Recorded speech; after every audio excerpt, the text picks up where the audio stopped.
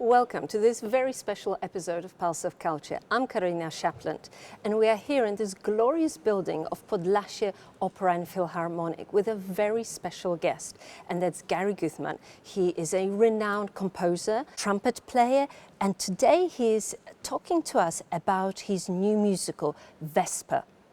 Delighted to have you. Well, thank you so much for the invitation. Pleased to be here.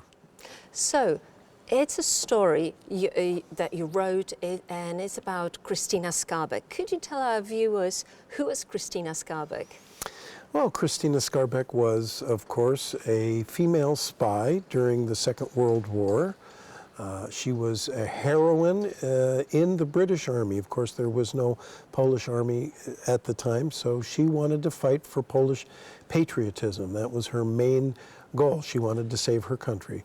And so she went to Britain, went to London, and joined the Special Operations Executive, SOE, which was the precursor to MI5 in years later. So it was very, very secret work, some of the most dangerous work, facing danger and sure death almost every day, which she managed to survive.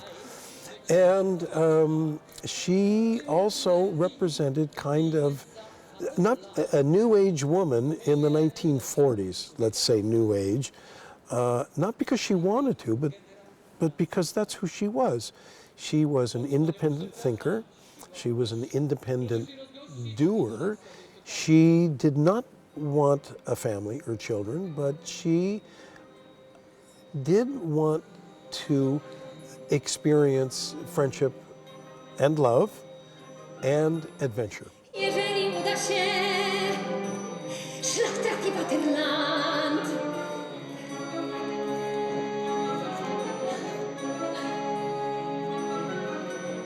I co on tutaj ma? O Boże, jaki skarb! Hitlera tajny plan. Na to czeka wolny świat.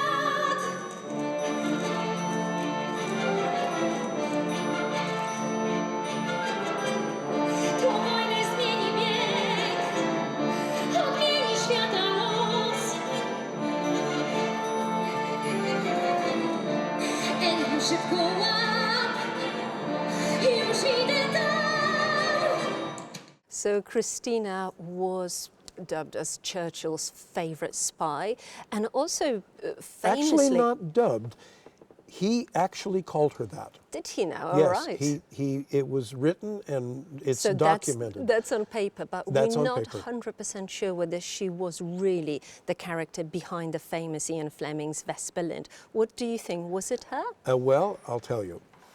The story goes, there were a number of people that knew Krystyna at the time that saw her with Ian Fleming at a cafe or walking down the street.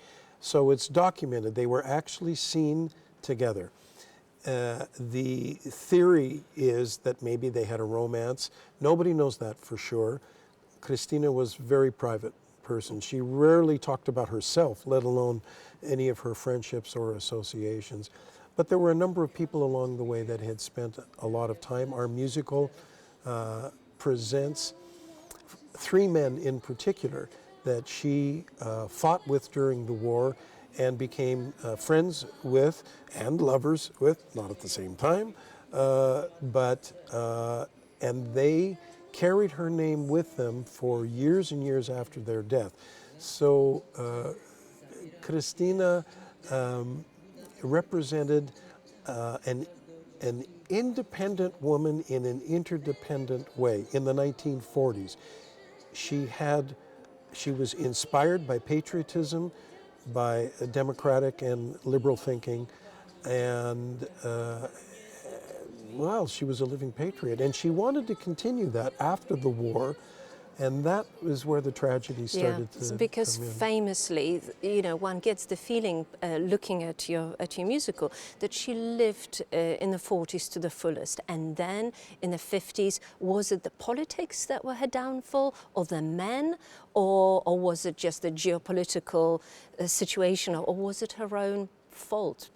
Dare I say it? It was one crazy man who she, out of the kindness of her heart, in the beginning of the relationship, let him in and let him become a friend of hers. After 6.5 years after the war of trying to find meaningful work, she couldn't. She wanted to continue working in the army, in the military as a spy. And during this period of time after the war in London, there was no place for women, particularly other than in the home, raising children and having a family. So she couldn't continue with the kind of work she wanted. So she tried many different things. She ended up on a cruise ship as a cabin stewardess, and she was recognized on the ship because she was wearing all of her wartime medals. And the crew on that particular ship, true story, got very jealous, and they didn't like her. She was a daughter of an aristocrat. Her mother was an aristocrat, and her father was a nobleman, a Polish nobility, Skarbek. And some lowly crewman who mopped the decks on deck minus 12 said, "I'll be your friend. Everybody hates you, but I don't." And the short story is that he became, over the course of the next 8 or 9 months, obsessed with her. Whenever they docked in London, he followed her around. She was kind to him in the beginning, but then his obsession started to scare her. And she couldn't shake him. She couldn't get rid of him. And one night he lost his mind, and he followed her into her hotel. And on the stairs of the hotel, where her room was up there, he took out a knife and he stabbed her.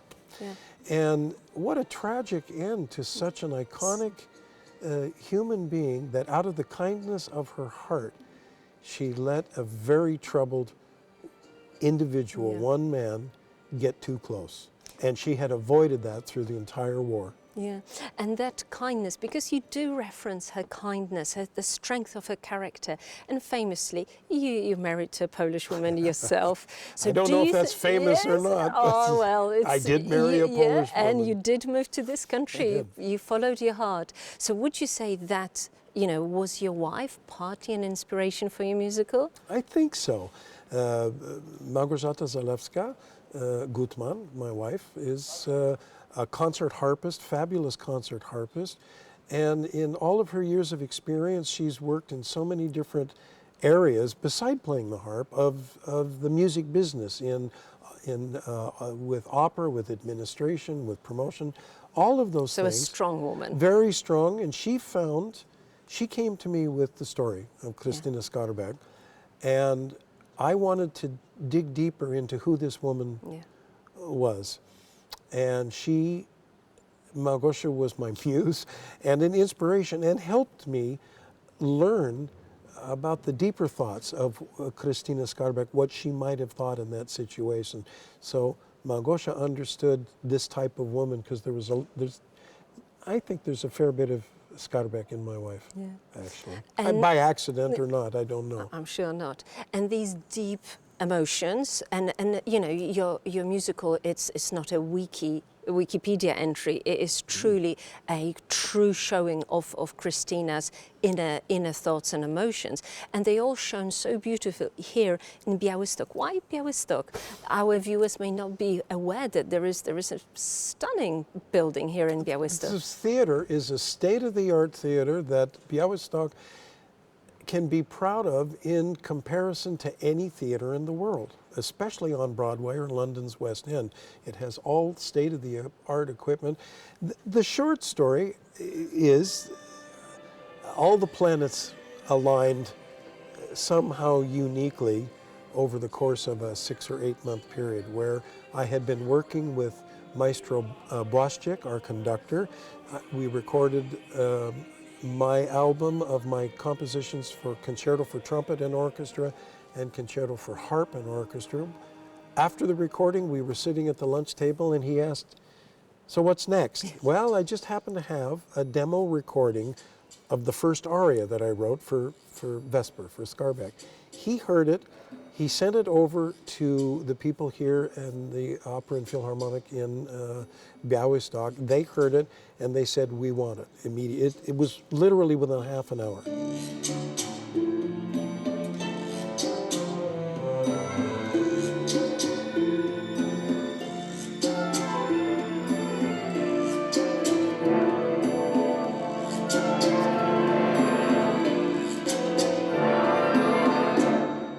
been seeing your musical, there are quite, you know, the production values is quite amazing. It's very complex. It is big. The only thing that could be more complex would be the opera Aida with elephants on the stage, maybe. But it's very complex. And so we sat, we had a meeting, they wanted it, we made an application to the Ministry of Culture, we got the grant somehow, luckily, and the local administration, Marszałek here in the area, has also supported it based on Polish heroism and Polish female heroism. And this is really exciting because in these days and times of unsure and somewhat unstable politics, it's important, I feel, for all of us to remember the heroes and remember people that actually fought for liberty, fought because of their patriotism, fought for democracy, standing up and fight. And in a lot of places in the world, people are facing this choice. And it's important to remember our heroes, and women need to remember their female heroines just as much as men do, maybe even more so now. Wojny dni Vesper znała dobrze tak jak nikt. Wszystkie te opowieści siedzą w głowie mi, a głos jej brzmiał podobnie tak. Mamo, pamiętam twój głos.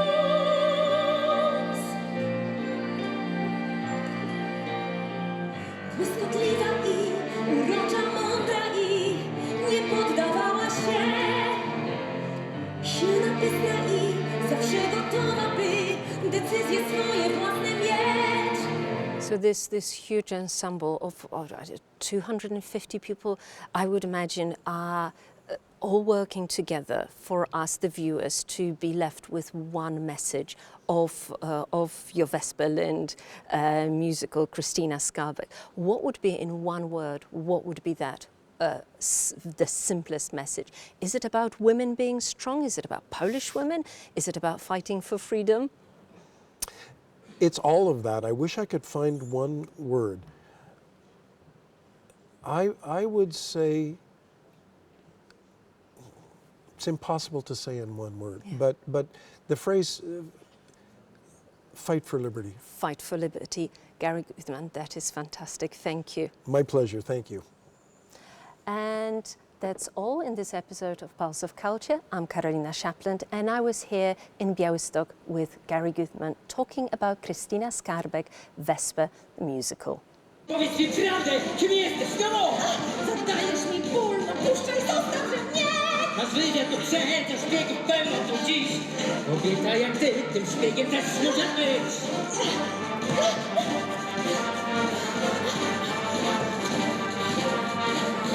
Masz niezagłupką, prawdę, no mów! Co robisz? No puść, tłumaczyć nie muszę się. Lepiej mnie zostaw.